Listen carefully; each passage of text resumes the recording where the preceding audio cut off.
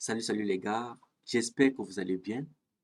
Aujourd'hui, nous allons continuer avec Python. Donc, nous sommes toujours dans notre playlist Python pour débutants. Et aujourd'hui, nous allons essayer de voir comment combiner les, les, les- les concepts que nous avons vus dans ce playlist, dans ce tutoriel, et faire des petits projets.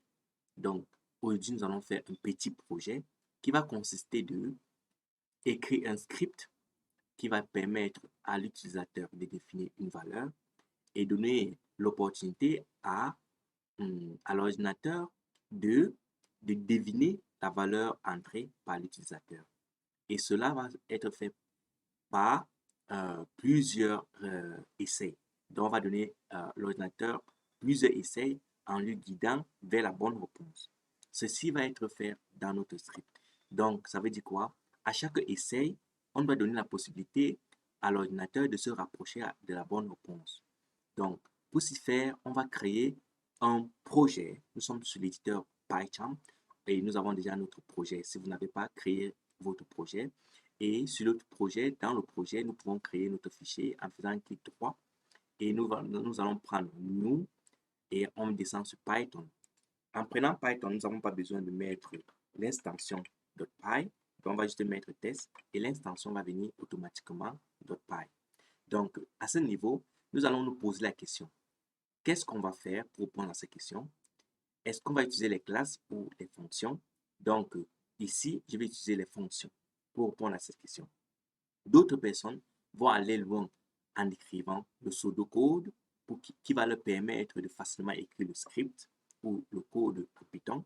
Donc, ici, comme l'exercice est petit, donc ça a une petite taille, on n'a pas besoin de passer par ce chemin-là. Donc, on peut juste analyser la question et répondre rapidement. Donc, qu'est-ce qu'on va faire? On va écrire un script que l'ordinateur va deviner une valeur entrée par l'utilisateur ou le développeur. Et à chaque essai, c'est-à-dire qu'il y aura plusieurs essais, c'est que l'ordinateur ne parvient pas à trouver la réponse, on doit lui donner la possibilité d'essayer plusieurs reprises. Et à chaque reprise, on va guider l'ordinateur vers la bonne réponse. Donc, voilà ce qu'on va faire. On va utiliser les fonctions. Donc, je vais utiliser ma fonction. La fonction ordinateur. Et je vais dire ordinateur devine. Et dans la parenthèse, ça va deviner une valeur qu'on ne connaît pas. Donc, je vais passer juste un argument. Et ici, qu'est-ce qu'on va faire? On va devoir définir les variables. Ici, nous avons plusieurs variables qu'on peut définir. D'abord, de 1, vous devez réfléchir que l'ordinateur doit choisir une valeur dans un intervalle. Et pour avoir un intervalle, nous devons avoir la valeur basse et la valeur haute.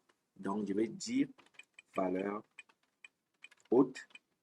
Et la valeur haute, c'est la valeur que j'ai passée comme argument. Je vais juste prendre la valeur comme argument. Et la valeur basse, ici, je veux juste initialiser la valeur basse en donnant une valeur 1. Donc, je vais initialiser avec la valeur 1. Maintenant, après ça, voici notre intervalle. Voici les deux intervalles. Le premier, c'est 1 et le deuxième, c'est ce qu'on a passé ici comme argument. Maintenant, la valeur que l'utilisateur doit entrer pour que l'ordinateur puisse essayer de deviner, on doit donner une variable pour cela. Donc, je vais dire que valeur correcte. Je vais dire valeur correcte. Donc, la valeur qui est correcte. Et dans la valeur correcte, on va donner la possibilité de entrer une valeur. Donc, l'utilisateur peut entrer. On peut dire entre, je disais entre une valeur. Et là, maintenant, quand l'utilisateur va entrer une valeur, qu'est-ce qu'on va faire? On va devoir vérifier si la valeur, elle est vraie, elle correspond à la valeur que l'ordinateur a devinée ou pas. Donc, on va utiliser une variable feedback pour, on va utiliser cette variable pour contrôler notre boucle. Donc, on va juste laisser la variable juste vide comme ça. Donc, ça doit être une chaîne de caractères. Donc, on va laisser ça comme ça. Et on va utiliser notre boucle for. Parce que on utilise la boucle. On va utiliser la boucle for parce que l'ordinateur doit faire plusieurs essais. Donc, on va utiliser la boucle, je disais la boucle while. pas la boucle for. Désolé, j'écris et je parle de quelque chose d'autre. Donc, on va utiliser la boucle while. Et dans la boucle while, qu'est-ce qu'on va faire? On va vérifier si feedback est égal à C. C ici veut dire correct. Donc, si c'est correct, qu'est-ce qui va se passer? Apparemment, c'est correct. On n'a pas besoin de la boucle, n'est-ce pas? Donc, normalement, pour que la boucle puisse s'exécuter, la réponse doit être plutôt faux. Donc, ici, on va retirer égal, on va mettre non égal. Donc, si c'est que c'est pas égal à correct, qu'est-ce qui va se passer? On va donner la possibilité à l'utilisateur à l'ordinateur de choisir ou de deviner une autre valeur. Maintenant, qu'est-ce qu'il va faire? Comment est-ce que l'ordinateur va définir la valeur? On va donner la possibilité pour l'ordinateur de définir la valeur. Donc, on va dire valeur définie, ou je vais dire valeur définie est égal à, on va donner, on va utiliser un module en Python qu'on appelle random. Le module random, dans ce module, on va appeler la fonction randIn. Et vous voyez que quand j'appelle la fonction randIn, PyCharm va une fois importer automatiquement le module random. Donc, si c'est que vous utilisez un éditeur qui n'est pas PyCharm, vous devez importer ce module vous-même. Dans ce module, ça va prendre deux paramètres ou deux arguments. L'argument petit et l'argument le plus grand. Donc, ça va prendre la valeur basse. Ça va prendre la valeur basse, virgule, et la valeur haute. J'avais dit la valeur haute. Donc ici, dans l'intervalle de la valeur basse et la valeur haute, l'ordinateur doit choisir une valeur et on va maintenant essayer de faire quoi? On va essayer de vérifier si la valeur que l'ordinateur a choisie est égale à la valeur que l'utilisateur a entrée. Donc, qu'est-ce qu'on va faire? Ici, on va utiliser une condition pour vérifier cela. On va demander si la valeur devinée par l'ordinateur est égale à la valeur correcte. Si c'est la valeur correcte, qu'est-ce qu'on va dire? On va dire juste à l'utilisateur que la valeur que vous avez entrée est correcte. Donc, on va dire que la valeur que vous avez, que vous avez entré, quelque chose comme ça, est correct. Bon, je peux laisser ça à ce niveau. Je peux dire que la valeur que vous avez entrée, et je mets la valeur ici, je peux dire valeur devinée, ou la valeur devine est correcte. À ce niveau, je peux mettre juste, je peux aller à la ligne et je dis vous avez gagné. Donc, c'est bon. Et si c'est que il a gagné, si c'est que l'ordinateur a réussi, qu'est-ce qu'on va faire? On va lui donner ce message et pour que cette boucle ne continue pas à s'exécuter, on va juste mettre cette break, ce mot-clé break en Python pour arrêter l'exécution du programme. Maintenant, si c'est que cette condition, elle est fausse, qu'est-ce qu'on va faire? On va sortir de cette condition. On va essayer de prendre notre feedback. Et n'oubliez pas, j'ai dit qu'il va falloir que à chaque fois que l'ordinateur échoue, on va essayer de l'aider à se rapprocher de la réponse. Donc, on va utiliser un input pour passer le message. On va dire quoi ici? Je dirais, on va dire si la valeur, si la valeur est, je vais dire valeur devinée,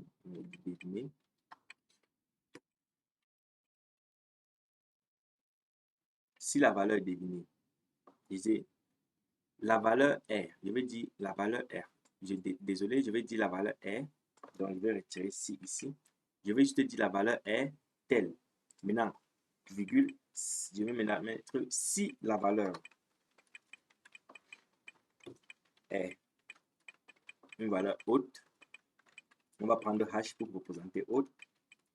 Si c'est basse, on va prendre B pour remplacer basse, ou bien, si c'est correct, on va utiliser quoi? C pour représenter correct. Donc, apparemment, ici, nous donnons H, B et C pour pouvoir utiliser une condition pour donner la possibilité à l'ordinateur de réussir à sa prochaine essai. Donc, qu'est-ce que je vais faire? Je vais utiliser une condition pour vérifier si fit est égal à H. Si fit est égal à H, ça veut dire que quoi? La valeur que l'ordinateur a devinée est plus grande que la valeur que l'utilisateur a définie au préalable. Si c'est plus grand, qu'est-ce qu'on va faire? On va redéfinir la valeur haute. On va redéfinir la valeur haute en disant que la valeur devinée doit être moins 1. Donc, on réduit une quantité pour que ça donne la chance à l'ordinateur de réussir la prochaine fois. Maintenant, je vais dire else if, si le fit maintenant est égal à plutôt la valeur basse, qu'est-ce qui va se passer? Ça veut dire que la valeur basse va être augmentée. Donc, on va plutôt dire la valeur basse est égale à valeur devinée plus 1. Vous voyez? C'est très simple, n'est-ce pas? Donc, si la valeur que l'ordinateur a devinée est plus grande, on fait la valeur devinée. Ici, là, c'est la valeur haute, pas la valeur devinée. Désolé. Ici, c'est la valeur haute. Oui, la valeur haute, qui est la plus grande valeur, doit changer. Ça va dire quoi? On va prendre la valeur haute, on va prendre la valeur devinée, on va retirer moins 1, ça va devenir la valeur haute.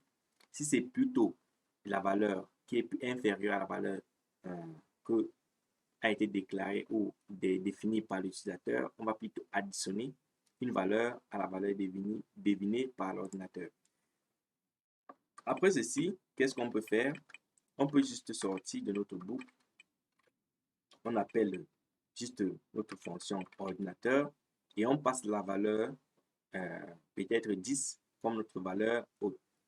Donc, si je mets 10 là, et j'exécute mon programme, qu'est-ce qu'on peut avoir? On va nous demander de donner la valeur que l'ordinateur doit deviner. Donc, on dit entrer une valeur. Je dis peut-être, je veux que la valeur 6 soit devinée.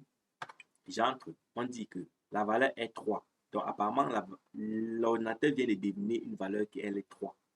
Maintenant, si la valeur est haute, c'est H. Si la valeur est basse, c'est B. Et si la valeur est correcte, c'est C. Mais le problème, c'est que la valeur est 3. La valeur est plutôt basse. Donc, on va utiliser le mot B. Quand on va mettre B, ça va me prendre 3 et ça va additionner 1 sur ça pour donner la chance, pour multiplier la chance de l'ordinateur de trouver la prochaine fois. Donc, quand je fais ça, vous voyez que l'ordinateur choisit une valeur qui est inférieure à 3 et qui est 7. Mais 7 ici, cette fois-ci, est plus grand que 6. Donc, ça veut dire quoi? Ça veut dire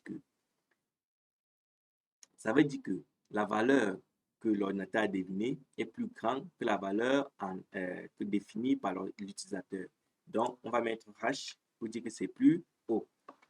On entre, ça choisit 4. Ça ne peut pas choisir 3 parce qu'on a dit que 3 est plus bas. Et 4 aussi, lui aussi, il est bas. Donc, on va mettre B ici pour dire que c'est bas. On entre et là, ça choisit 5. 5 est aussi bas. Donc, on va mettre B qui est bas. Donc, on tape entrée. Et maintenant, ça choisit 6. Waouh, ça choisit 6, mais on est surpris. Quand ça choisit 6, ça ne donne pas la réponse.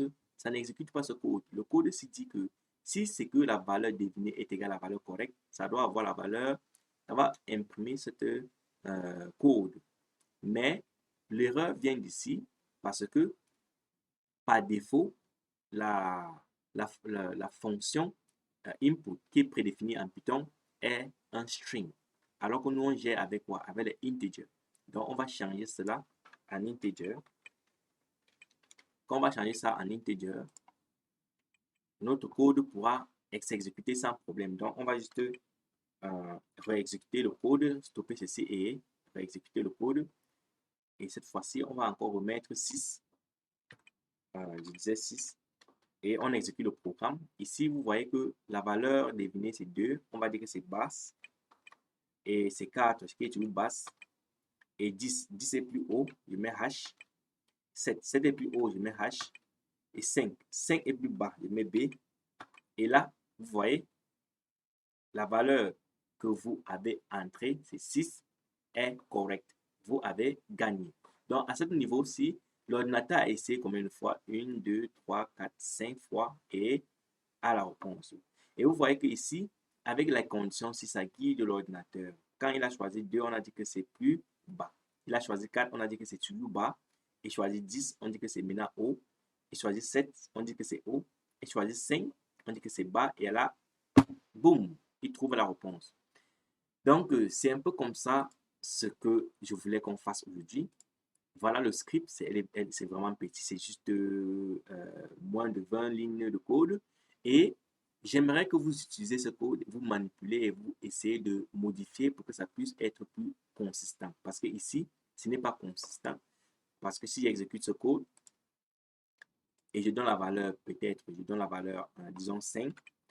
Et quand je mets peut-être J, vous voyez que J, je n'ai pas défini J, n'est-ce pas?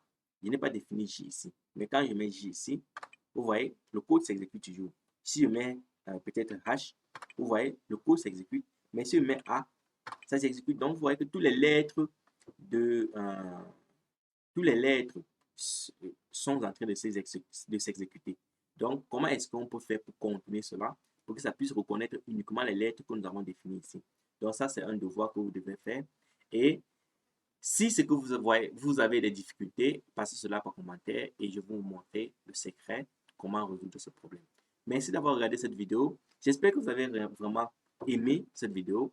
Likez et commentez surtout. Et pour ceux qui ne sont pas encore abonnés, abonnez-vous. À la prochaine.